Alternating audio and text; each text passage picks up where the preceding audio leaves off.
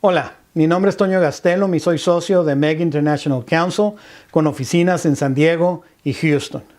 En el video de hoy vamos a hablar de cómo FATCA está chocando con la Constitución de Francia y cómo amenaza con terminar FATCA unilateralmente. Acompáñenos.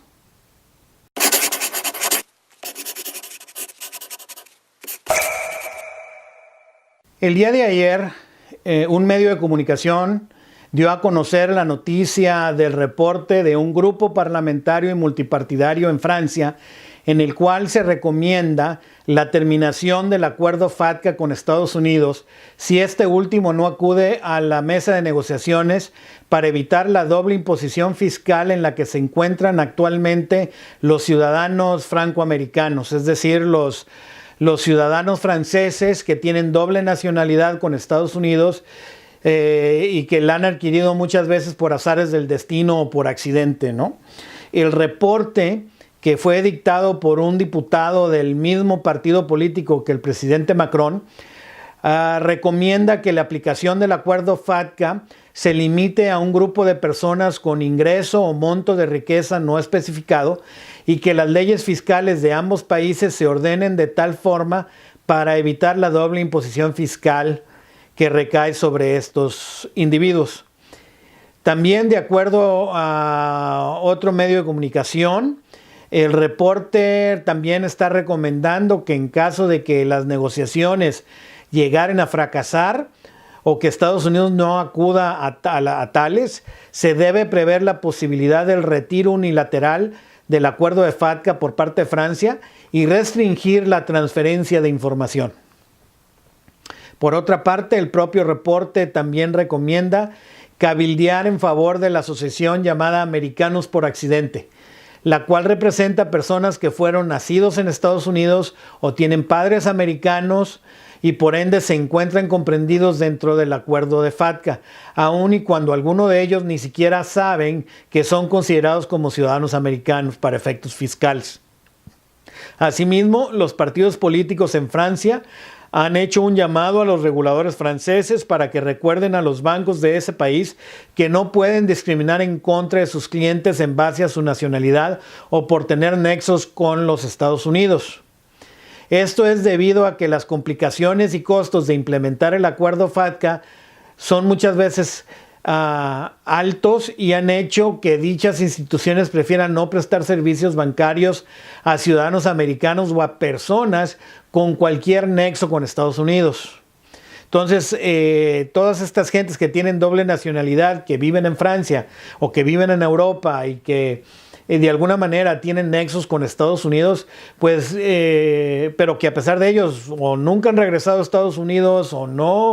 nunca han visitado a Estados Unidos o no tienen ingresos en Estados Unidos y por ese solo hecho son considerados americanos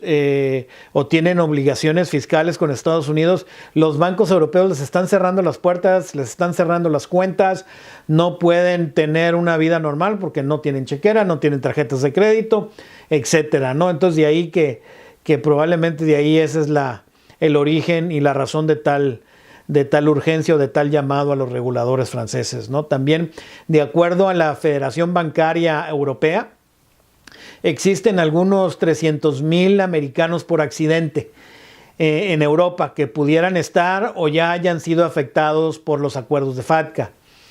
Este caso ya ha sido llevado a la Corte Administrativa más alta de Francia, que se llama el Conseil d'État, ante la cual se ha argumentado que FATCA choca con la constitución del país, al igual de lo que hemos mencionado nosotros mismos en otros videos y en otros artículos que hemos escrito ya a través de los años desde que se inició FATCA con respecto a México, ¿no? Como lo hemos dicho en el caso de México, el acuerdo intergubernamental de FATCA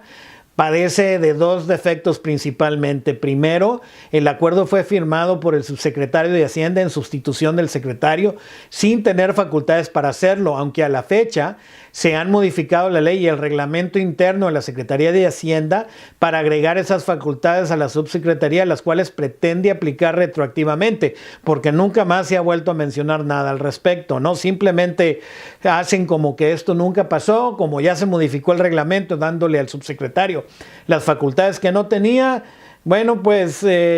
como no hay huella o no están dejando huella de los modificaciones o de los cambios legislativos, bueno, de ahí que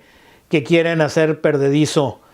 este hecho, ¿no? En segundo lugar, la Constitución de México, que en buena medida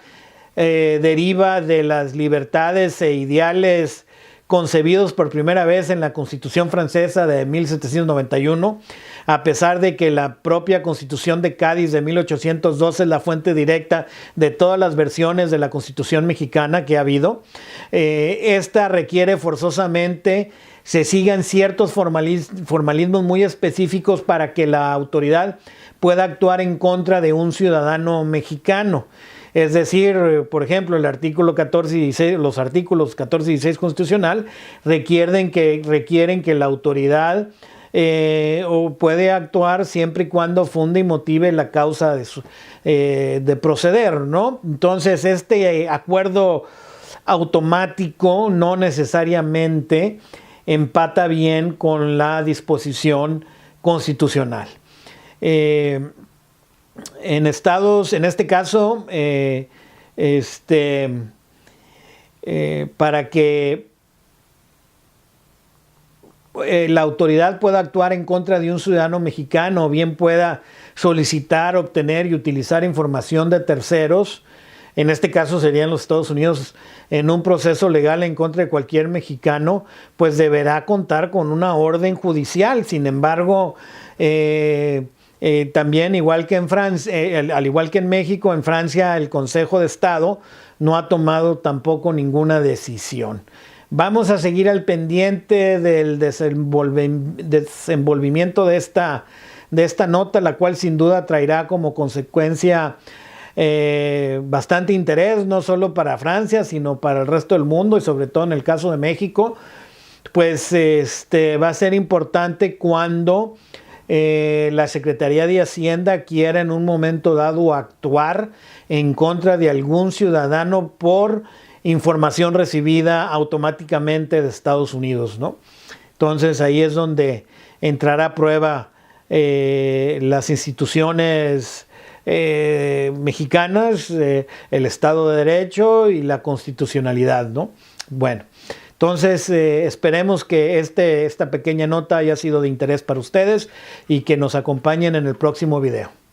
Gracias.